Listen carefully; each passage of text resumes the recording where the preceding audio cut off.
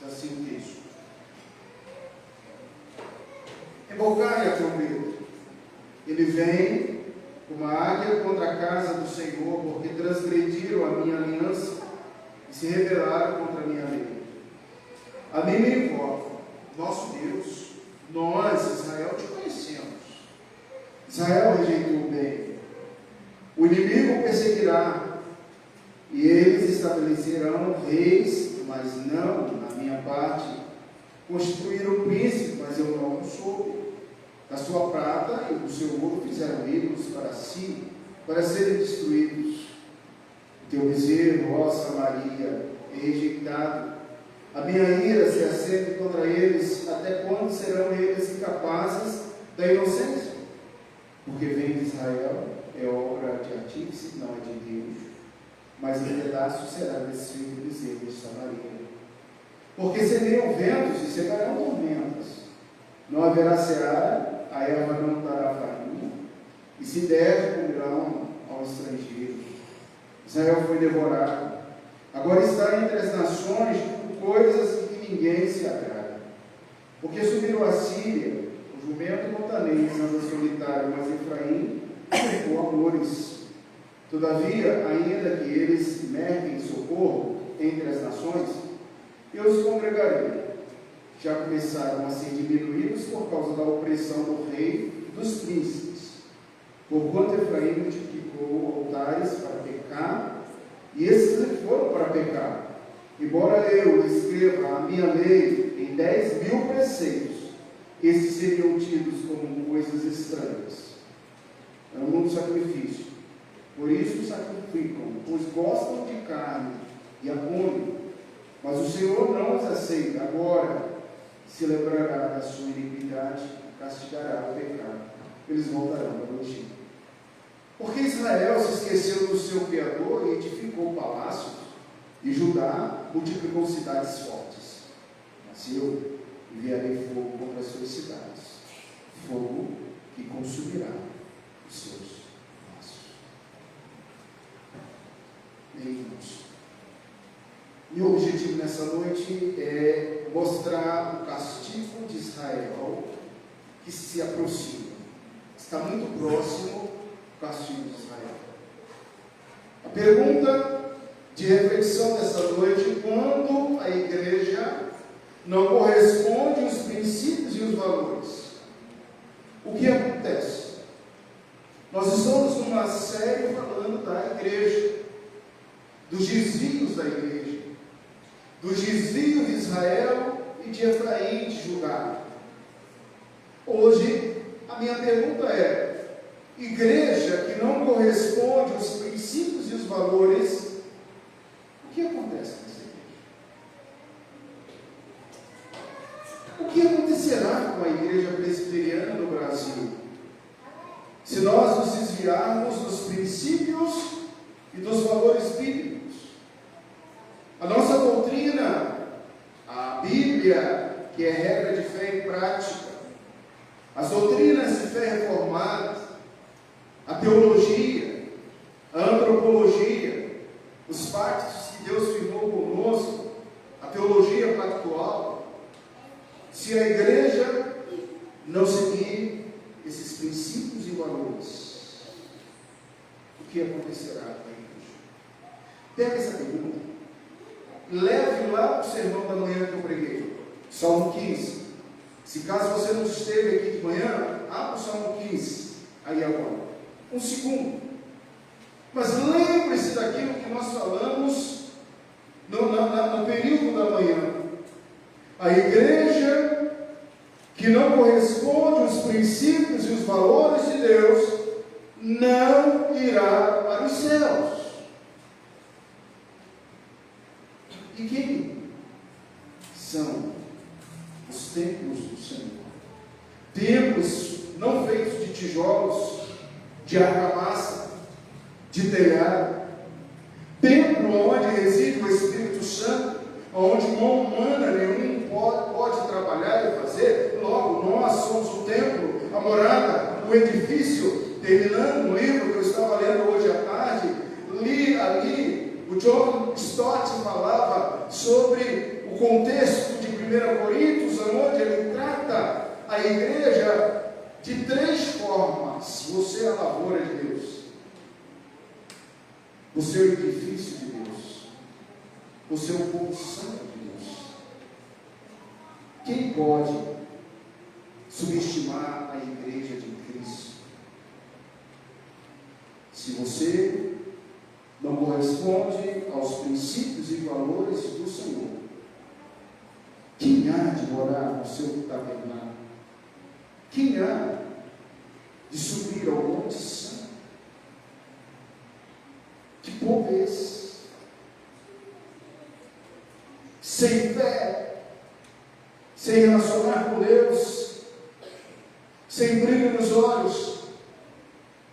Que povo é esse que traz consigo um evangeliquez diminuído, um evangeliquez de prosperidade, um evangeliquez de mera mentoria positiva, dos moldes que instruem os membros a arrancarem de dentro de si a força para vencer qualquer obstáculo, sair do ponto A e ir para o ponto B com a sua energia, com aquilo que você sabe, com aquilo que você pode, e aonde está o Deus soberano?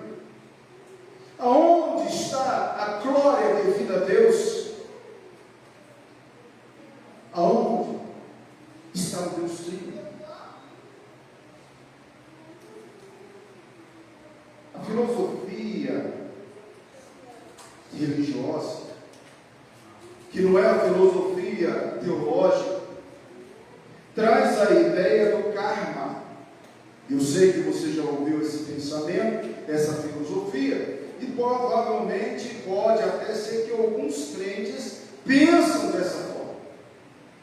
E ó, xalá, penso que você não deve pensar em karma, porque a sua vida é outra.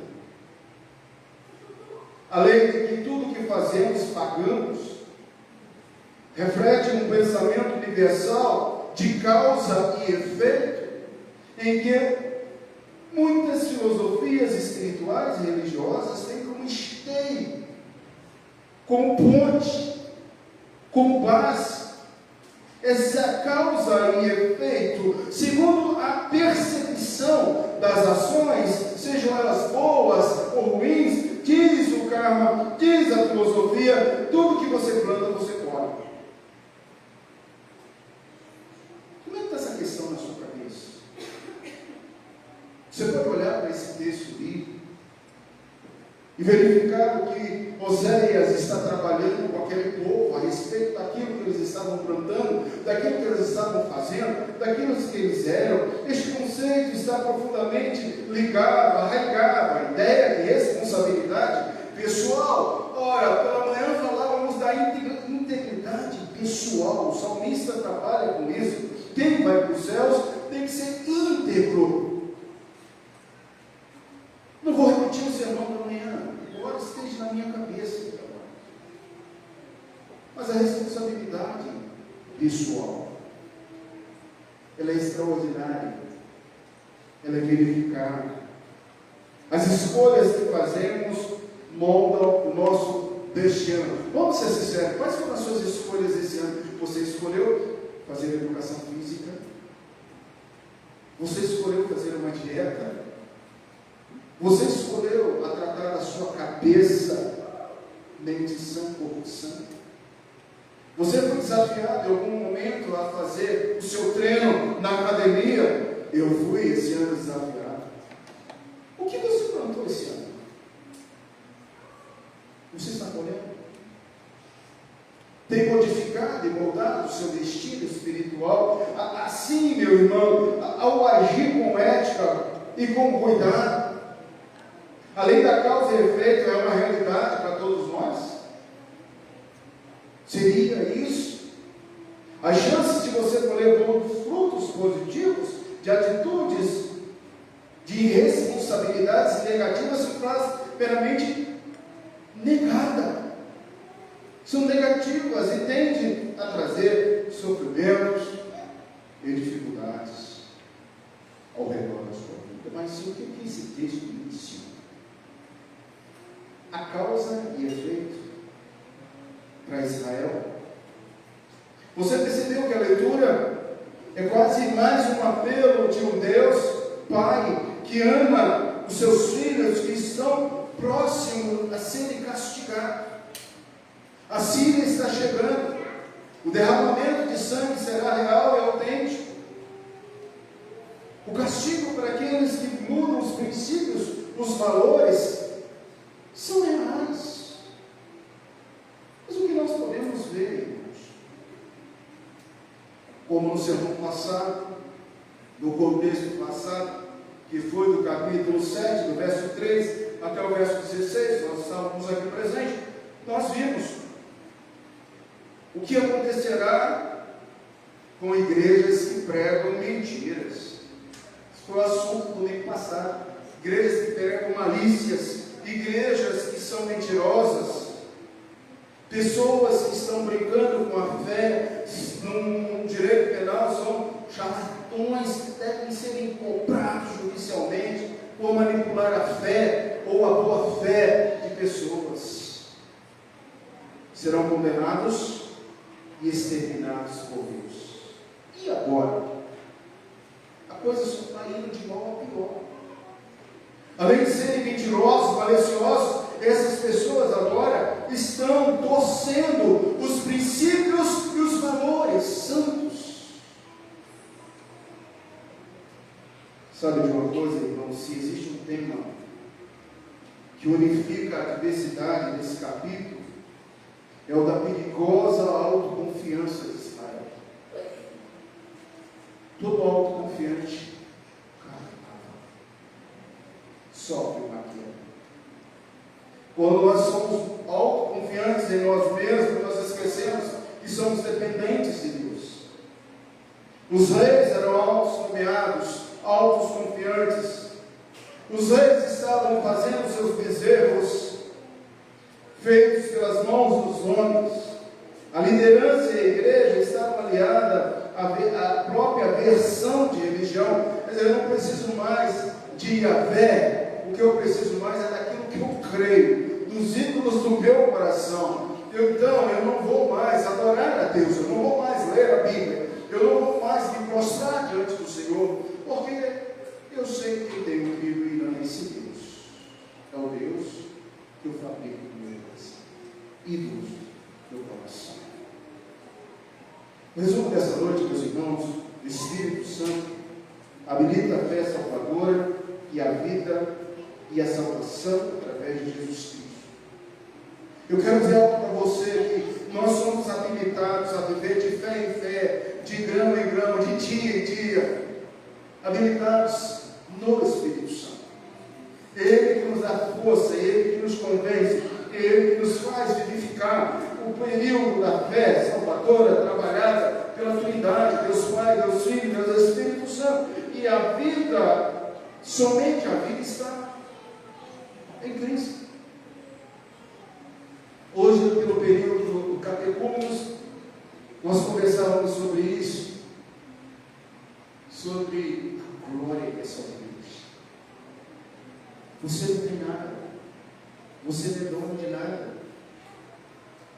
Eu pude imaginar ali naquela situação que nós estávamos conversando, aquele grande homem poderoso, um homem riquíssimo, que virou para Deus e disse: eu vou dar a volta no mundo, e Deus disse: você não vai. E ele disse: eu vou de avião, e Deus disse: eu faço cair esse avião. Eu vou de trem, e Deus disse: eu vou descarregar esse trem. Ele disse: eu vou de navio. No primeiro momento que você entrar no navio, afunda esse navio. Ele disse: eu vou de bicicleta. A bicicleta não é um carro, passa por cima de você. Você não vai. E aí ele insistiu, ele disse assim: eu vou a pé. Ele falou: eu te dou um câncer agora, suas duas pernas vão cair. E ele parou diante de Deus e disse: o que eu tenho? E a história, como ele termina dizendo assim: você não tem nada, tudo que você tem é Deus.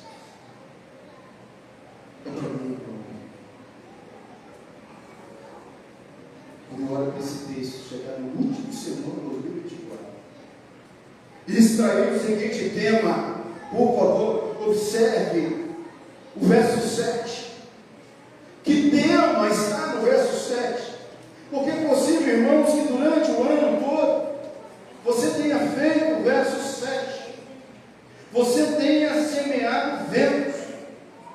Você semeou ventos. E você colheu tempestades na sua vida. Mas o ano ainda não acabou. Há tempo de mudar essa história ainda durante o ano 2024. Porque aqueles que semeiam ventos colhem tempestades. Que tema poético dentro desse texto. Parece que Deus, o Pai, está falando para Oséias, coloque aí com muito carinho, Oséias, que Israel está semeando ventos e que vão colher tempestades. Eu, por muito tempo, meus irmãos, a minha refeição de domingo, após passar o dia todo na igreja, eu fazia estágio como seminarista, lá em São Paulo, era o biscoito que eu mais como hoje, tipo um filho, chamado ogro. No Rio é ogro, você sabe que biscoito é esse? Ogro. Biscoito de vento. Mas eu entrava no cometão, indo para Campinas, louvando a Deus, obrigado, Senhor, depois de um dia de escola dominical, um dia de o MP que a gente pastoreava, um dia de pregação no púlpito da igreja da Lapa, um dia de muita relação e muito trabalho. Eu podia entrar na rodoviária do Tietê, com a minha bolsinha, sempre com uma bolsinha, com o resto do ano trabalho para cima, e ter R$5 para jantar. Eu comia aquele biscoito de vento. Ia para Campinas e chegava por volta de 11h30 da noite para pegar um seminário de escola.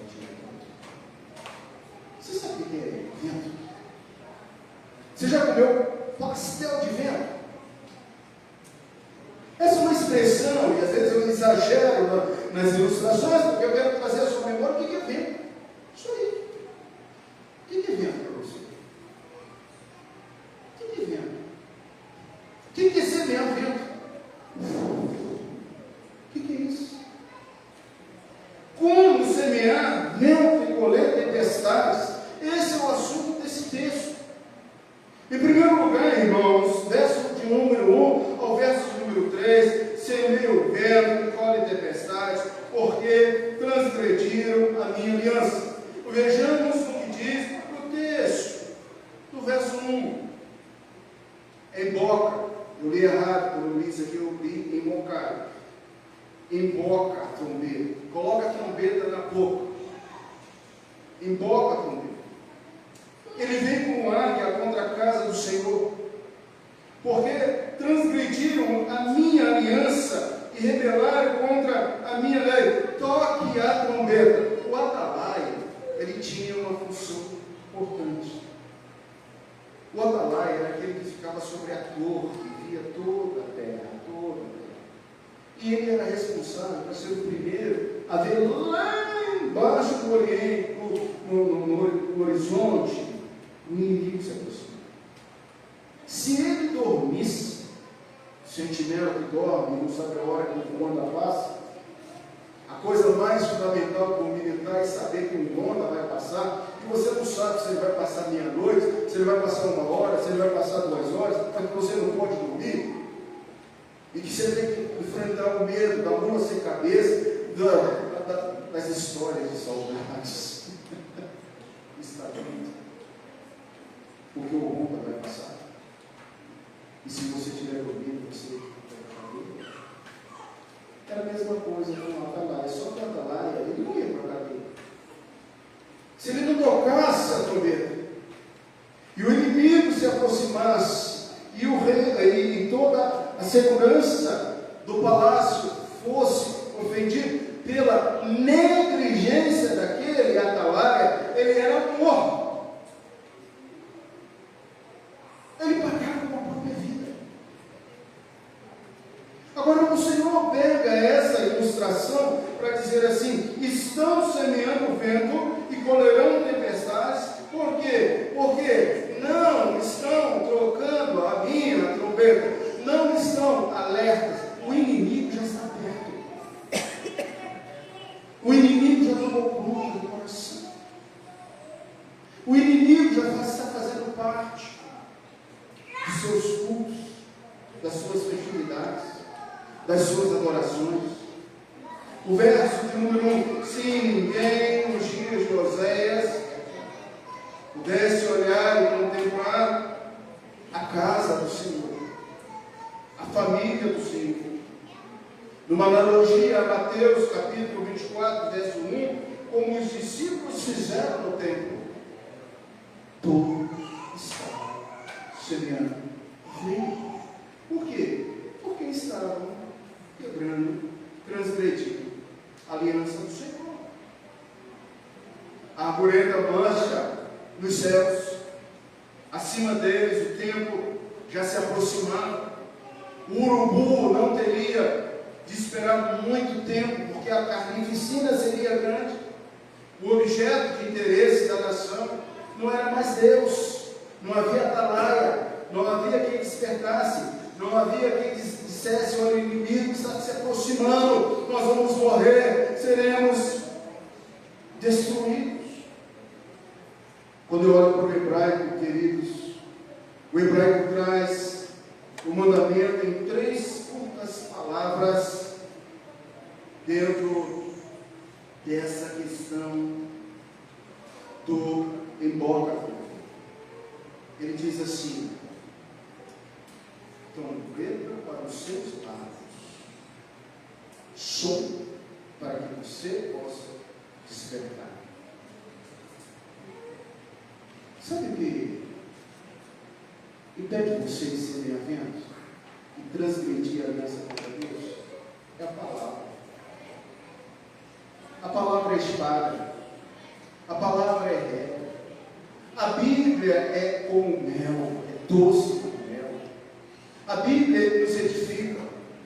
2 Timóteo 3,16 está lá, basta ler. Toda a Escritura é inspirada por Deus, é útil para o ensino, para a correção, para a repreensão, a fim de que você e a igreja sejam habilitados e perfeitamente pronto para qualquer batalha ou guerra espiritual que você possa trabalhar. Joe Beck, falando sobre as artimanhas de Satanás, ele faz a igreja acordar. Você está num grande papel, onde você já é o vencedor. Mas tudo que o inimigo quer é que você não toque, não invoque, não coloque na boca a trombeta. Verso 2: nós, Israel, te conhecemos. Ter uma dupla confiança no nascimento, na formação, na qual viria novamente a tornar-se as disputas dos judeus com Jesus. Nós somos descendentes de Abraão, somos discípulos de Moisés. Sabemos o que João 8, 33, 9, 28 coloca, a resposta divina e praticamente a mesma dos dois exemplos. As suas ações dele sufocam suas palavras. Caso fiquemos apontando o dedo com muita facilidade contra os orgulhosos israelitas e judeus, o mesmo teste se aplica hoje à igreja e a você, quando você diz: eu conheço Deus, eu conheço o Senhor. Irmãos, quantas vezes talvez esse ano você se semeou o vento, até mesmo conhecendo? O problema, irmãos, não basta conhecer, é preciso guardar os seus mandamentos. 1 João 2,4 diz: aqueles que não guardam os seus mandamentos, este é mentiroso, mentirosa. E os destinos das igrejas mentirosas, dos templos mentirosos, nós estudamos no domingo passado, serão exterminados, serão julgados, sofrerão a ira do Senhor. Tudo bem, você conhece a Bíblia, mas o que você tem guardado no seu coração? Verso 3, o que parece de início é uma coisa simplesmente repetitiva, uma tríplice acusação, dos versos 1 a 3, na verdade, algo triplamente devastador, que é a quebra da aliança. Você já sofreu traição na sua vida? A traição nada mais é do que quebra de aliança. Quebra de confiança.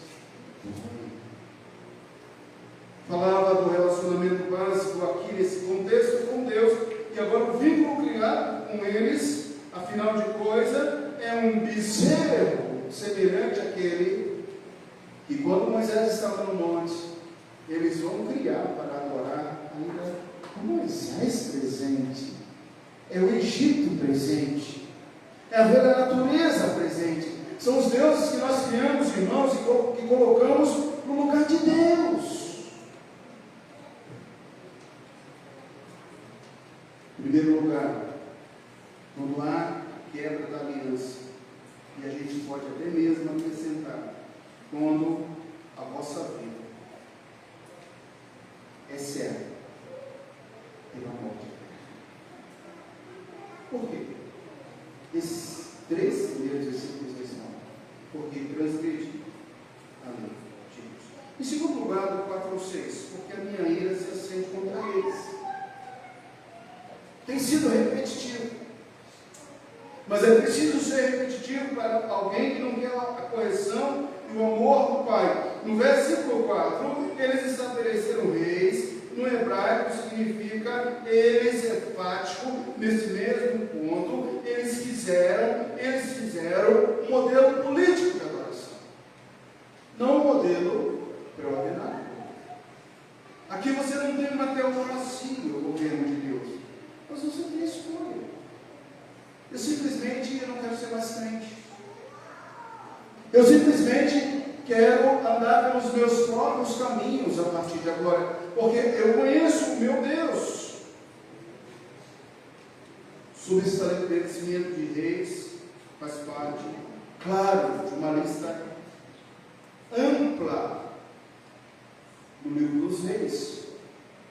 Mas a começar do primeiro rei, chamado Abimeleque, você vai ver que esse rei não serviu ao Senhor como verdade. E esse grito ecoou na cabeça daqueles lá que eram descendentes, que era um povo arrogante, que era um povo que sufocava a presença de Deus, que era um povo que não era a voz de Deus. Outra mentira que a gente escuta por aí é que a voz do povo é a voz de Deus. Cuidado com isso, nunca será a voz do povo. Às vezes, e algumas vezes, não são a voz de Deus, mas a voz de Deus é a voz de Deus. É Deus que fala para o povo, não é o povo que fala o que Deus quer. Portanto, irmãos, dentro dessa análise, você verifica o verso 6 e você vê os deuses que eles criaram. Bezerro de ouro, touro novo. Eles tinham uma atração pela questão do touro, porque achavam que o touro, o bezerro de ouro, era o símbolo da força, da fertilidade, da prosperidade. E vamos fazer o bezerro de ouro, semeando vento, para colher tempestades. Verso 6, o bezerro de ouro pode até parecer uma coisa nada convincente para nós hoje, mas a superstição que estava na vida daquele povo era realmente algo que ultrapassava a própria figura de um bezerro. O bezerro refletia o pensamento pagão. O boi era o símbolo da força brutal e da potência sexual, mas que eles buscaram nos Baalins, nos deuses do Egito, não no Deus Todo-Poderoso. Portanto, a ira do Senhor se acenderia contra aquelas pessoas. Quem planta vento, come essa tempestade, e a ira de Deus vai se acender sobre essa pessoa. Por último, porque Israel se esqueceu do seu Deus. Verso 7 ao verso 14. Semeiam ventos, colherão tormentos, já se tornou parte da linguagem do dito popular, que nada põe, nada tira, mas pelo contrário, a colheita vem a ser um desastre real, como diz o apóstolo Paulo em Gálatas 6, verso 8, quem semeia para a sua própria carne, diz Paulo, numa versão mais limpa, quem semeia para a sua própria carne, da carne, colherá. O que nós podemos, irmãos, pensar aqui dentro de tudo isso? Que além do contexto da política externa, que estava ali em xeque, príncipes, reis, governo, política, o mais importante aqui, o assunto principal aqui, é a fé e a fidelidade. Portanto, eu quero que você pense que a fé e a fidelidade a Deus é algo tão real que não é semeado. Enfim, a fé e a fidelidade. Quando a gente olha para esse contexto, a gente pensa, amados irmãos, naquilo em que o texto coloca como característica da graça. No verso 13, a ameaça de voltar para o Egito. O texto diz assim: amam o sacrifício, por isso sacrificam, pois gostam da carne, comem, mas o Senhor não aceita. Agora se lembrará da sua iniquidade e castigará o pecado. Olha para esse finalzinho desse verso. E eles voltarão para o Egito. Pastor, eles seriam escravos de novo no Egito? Não, não é isso. Não é isso. Egito significa, irmãos, exercício para quem já fez panorama bíblico. O que significa Egito? Inferno, lugar de dor, domínio, escravidão. Você quer voltar para o Egito? Você quer voltar à velha carne, à velha natureza? Êxodo significa graça, Egito desgraça. Êxodo significa presença abundante de Deus, de dia e de noite. Egito são milagres de Deus. O que você tem semeado ultimamente? Vento? Ou você tem semeado fé e fidelidade, graça e gratidão? Meus irmãos, quando olhamos para o contexto e aprendemos aqui que essas cidades, tanto de Israel como de Judá, elas seriam destruídas brutalmente. Uma geração mais tarde, haveria de ver 46 cidades, segundo Senaqueribe, e seu destino seria o número de reis que passariam por elas, que não existiria, porque no ano 14º, o rei Ezequias subiu a Senaqueribe e a Assíria marchou contra essas cidades fortificadas, e todas elas caem. Quem semeia vento, colhe. A confissão de fé de verso ele fala do pacto de Deus com o homem, que no texto ele diz assim: neste pacto de graça, ele livremente oferece aos pecadores a vida e a salvação através de Jesus Cristo, exigindo deles a fé para que sejam salvos e prometendo o seu Santo Espírito, todos os que estão ordenados para a vida, a fim de dispô-los e habilitá-los a crer. Eu quero dizer algo para você, meu querido irmão, para você, meu querido filho. Deixe de semear vento. Comece a semear alguma coisa como a boa semente. Mais uma vez, o autor John Stott estava falando assim: a função mais simples que tem é do semeador. Você sabe? precisa fazer doutorado para ser um semeador. Você não precisa ser um PhD para ser um semeador. O que você precisa ser é um semeador que sai semeando a boa semente. E Jesus disse que a boa semente, que não é vento, é a boa semente, ela cai em alguns corações. É o Evangelho. Para quantas pessoas você semeou a boa semente esse ano?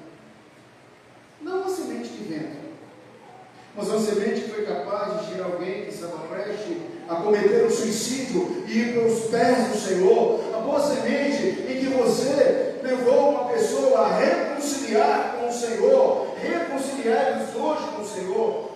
A boa semente. O Espírito Santo te habilita isso.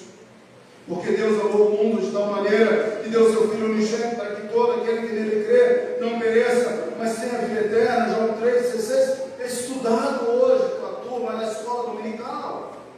João 6, 37 a 44. Todo aquele que o Pai me dá, esse virá a mim. E o que vem a mim, de modo nenhum eu lançarei fora. Ninguém poderá vir a mim se não for o Pai que me enviou. No outro céu. E eu ressuscitarei no último dia. Sabe de uma coisa, irmãos? Deixe de semear vento, de comer pastel de vento, de comer um bolo. Deixe de ser uma cabeça de vento.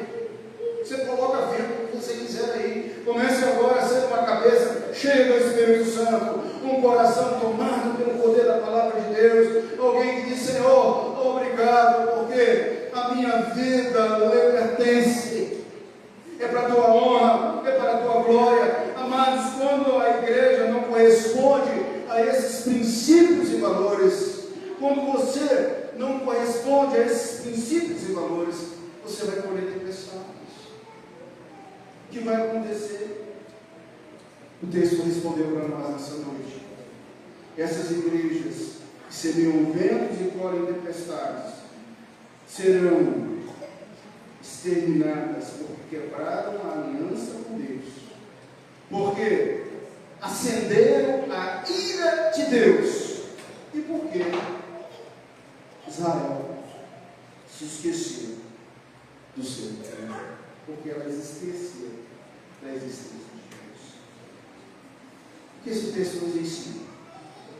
Quais os aspectos fundamentais para nós? Primeiro, semeiam ventos e colhem tempestades. Quando despertarão para o perigo que corre para a ira de Deus? Com que complacência eles me provocam com seus projetos preferidos? Seus reis, seus deuses, a sua própria criação, a sua própria religião, os aliados comparados com promessas que eu tenho para eles, e irmãos queridos, quantas vezes esse ano você fez isso? Você substituiu a presença de Deus por aquilo que você achava que era correto. O que eu posso inferir para a minha semana, para a minha noite? A igreja precisa semear. E como eu falei, da boa semente, há solos à beira do caminho, há solos pedregosos, há solos espinhosos, mas há solos produtivos. Estamos terminando mais um ano, e pela graça e misericórdia do Senhor, nossa igreja semeou as doutrinas bíblicas e que foram semeadas em 2024 de forma especial. Eu confesso a você que nós tivemos uma overdose de doutrina na nossa igreja. Eu quero que você me responda ali quando chegar à porta. E provavelmente você vai receber um prêmio meu depois, se você souber. Onde você estava no dia 31 de 1 de 2024? Onde você estava? Onde você estava no dia 31 de 1 de 2024? 31 de 1, não é do 12, 31 de 1. Era uma terça-feira. e era estudo bíblico nessa igreja. Era uma terça-feira e era estudo bíblico nessa igreja. Foi o nosso primeiro assunto desse ano. Quem sabe? Você é capaz de lembrar qual foi o nosso primeiro estudo desse ano? Você talvez vai lembrar. Qual foi? Nesse dia, nós estávamos começando a doutrina primária do ano 2024. Qual foi essa doutrina? Vou falar não. Você me fala ali na frente. Que pena que eu vou chegar depois, você não vai saber isso. Mas quem já era membro dessa igreja no dia 31 de 1 de 2024? Quem era? Não, só por ver aqui. Quem já era membro dessa igreja? Então você sabe. Muita gente. Você sabe.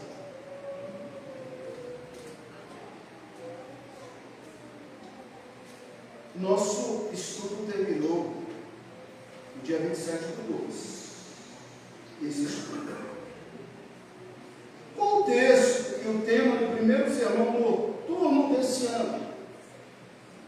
Você lembra que no dia 7 de 1 de 2024 nós estávamos estudando um texto? Isso é mais fácil. O texto era Lucas, todo mundo sabe. Mas qual o assunto daquela noite? Reconhecer que estávamos debaixo do controle da vontade de Deus. Nesse dia pegávamos em Lucas capítulo 19, de 11 a 17. E a pergunta de reflexão foi: qual o caráter genuíno da fé da ação das obras? Meus irmãos, quantos assuntos, quantos livros nós já estudamos na vida da nossa igreja, e terminar esse último sermão é dizer assim: Ebenezer, até aqui o Senhor tem nos abençoado. E na última terça-feira de estudo bíblico nós recordamos tudo que já foi ensinado na igreja. Tudo. Os livros expostos, os assuntos doutrinários, os assuntos do discipulado. Você não pode reclamar. Temos estudado a palavra do Senhor. Talvez isso seja a coisa mais importante para todos nós hoje. Queremos atender, invocamos a atender e anunciamos que Jesus Cristo foi, é e será o mesmo. Igrejas que semeiam verão, colherão tempestades. Se você vem para a igreja pensando em ouvir um espetáculo, se você vem para a igreja pensando em ouvir uma doutrina que agrada o seu ego, que não mexa com você, se você senta nesses bancos e o que eu estou pregando aqui não está te incomodando, quem, Senhor? Quem, Senhor? Está aqui nessa noite vai ser salvo. Quem, Senhor? Está aqui preparando os céus. Quem, Senhor? Essa multidão que Davi via no templo de Jerusalém. Quem, Senhor? Irmãos, são mais de 48 sermões pregados nessa igreja. Se isso não mexeu com você, o que vai mexer?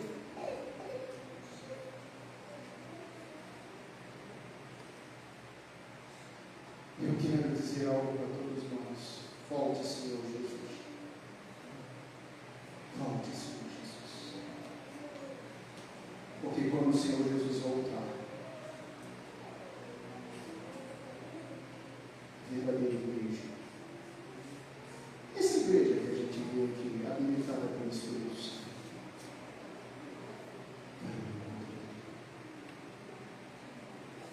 eu do fundo do meu coração quero ouvir o Senhor Jesus: servo ou fiel. Eu quero me esmurrar para pregar a palavra do Senhor. Eu quero insistir com você, pegar você pelo ombro e te acordar. Acorda, meu irmão, acorda, meu irmão, o que você está fazendo com a sua vida? Você está semeando vento, fofocas, intriga, a grama mais verde do vizinho, perdendo o seu tempo, a sua comunhão, o seu ânimo, a sua ajuda, a sua presença. Acorde, meu irmão, busca a presença do Senhor. Eu quero ser essa atalaia e dizer para você: pare de semear vento, comece a colher bênçãos, comece a viver com Cristo. Eu quero dizer para você nessa noite: há alguma coisa no seu coração, na sua vida, que tem impedido isso? Ainda dá tempo, o ano não terminou. Você tem 2 dias para chegar em casa agora e dizer assim: Senhor, eu tenho semeado tanto vento na minha casa, na minha família, no meu casamento, com meus filhos. Tem gente que semeia vento nos relacionamentos. Fale com o Senhor, se joga aos pés do Senhor, clame ao Senhor. Ele é o Pai que te ama, Ele é o Pai amoroso, Ele é o Pai benigno, Ele é o Pai misericordioso. Racha a sua cabeça agora, racha o seu coração agora e entregue ao Senhor, confesse ao Senhor, e Ele te dará uma nova vida. Pare de semear ventos. Você não está colhendo nada, gente. Você não está colhendo nada. Que o Senhor nos ajude, que Ele faça de nós servos e servas que não grande Deus, mas que edifica a casa sobre a rocha. E quem edifica a casa sobre a rocha, os ventos podem soprar,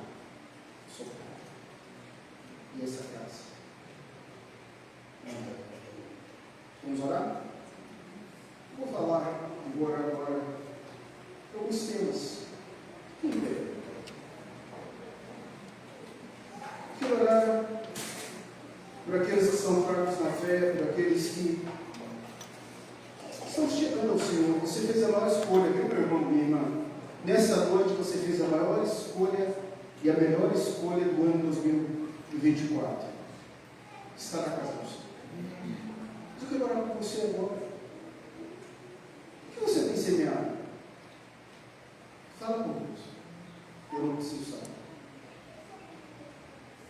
Amor, carinho, respeito, fé, companheirismo. O que você tem semeado? O que você tem colhido? Essa é uma noite que o Senhor vai falar com você. Pare de semear ventos. Comece a semear a boa semente, aquela que nasce, que germina, que muda. Pai Celeste, todos nós estamos aqui. E nós sabemos que muitas vezes semeamos ventos, palavras vazias, pensamentos vazios. Muitas vezes, Senhor, nós estamos sem norte, sem rumo, mas o Senhor nos dá uma norte, o Senhor nos fortalece. O Espírito Santo nos habilita a sermos crentes, filhos. Ó Deus, seja com a nossa igreja. Abençoa, Senhor Deus, para que este povo santo, lindo, chegue aos céus. Quem, Senhor, habitará no teu tabernáculo? Quem morará no teu santo? Esse povo que lemos nessa noite de Oséias, esses não chegaram lá. Tenha piedade e misericórdia de nós, Senhor. Porque o Deus é o mesmo. A ira é a mesma. Os pecados são os mesmos. O que nós precisamos fazer é voltarmos para o Senhor. Em nome de Jesus. Amém.